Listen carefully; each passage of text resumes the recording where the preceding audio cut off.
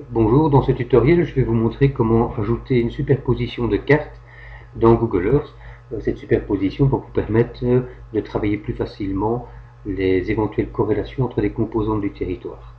Alors dans le cas présent, je vais ajouter une carte administrative. Pour ce faire, je vais d'abord centrer la vue Google Earth sur le territoire que je veux superposer. Ensuite, je vais sur Ajouter et je prends une superposition d'images. Je vais sur mon disque dur où j'ai préalablement enregistré ma carte.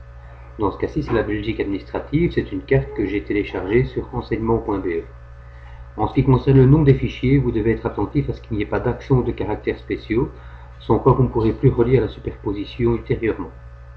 Donc je prends la Belgique administrative, j'ouvre. La carte vient s'afficher sur Google Earth. Je peux, par transparence, faire apparaître le territoire sous la carte. On voit qu'ici la superposition ne correspond pas. J'ai des outils pour modifier l'aspect de l'image, une croix pour la déplacer, des poignées aux 4 points pour déformer l'image. En utilisant ces outils, je vais progressivement arriver à une superposition qui soit acceptable. Je dis acceptable puisqu'ici il ne s'agit pas d'un travail de géolocalisation absolument parfait. On ne travaille pas avec des coordonnées géographique pour le faire. Et donc en fonction de la projection qui est utilisée pour la carte, je vais arriver à une superposition plus ou moins correcte. Voilà, donc on va procéder à des déformations successives jusqu'à ce qu'on y arrive. En fonction du territoire que l'on va superposer, on va travailler avec des repères spatiaux qui vont être différents. Et donc je peux toujours faire varier la transparence pour pouvoir effectuer cette géolocalisation. Une fois que c'est terminé, je remets l'opacité à 100%, je donne un nom à mon image, dans ce cas-ci Belgique administrative.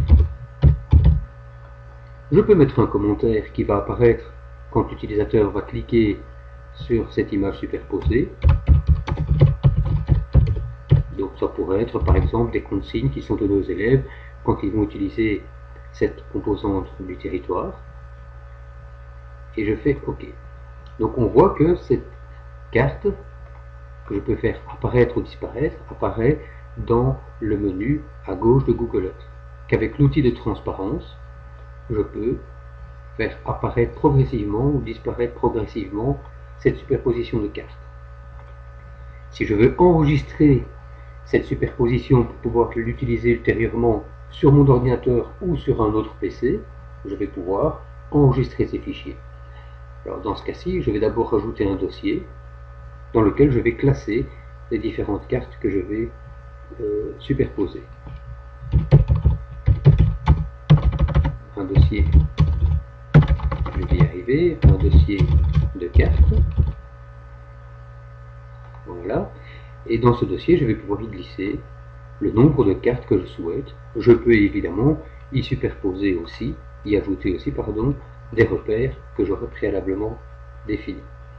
Quand c'est fait, je vais dans la partie supérieure de mon arborescence, avec le bouton gauche de la souris, enregistrer le lieu sous. Je vais le mettre dossier de cartes, je vais l'enregistrer sur mon bureau. Pour vous montrer quand vous êtes sur un ordinateur qui n'a pas ce fichier, je vais supprimer le contenu ici. Voilà. Je vais supprimer le tout. Voilà. Je vais aller sur mon bureau où le fichier KMZ, qui est l'extension de Google Earth, a été enregistré.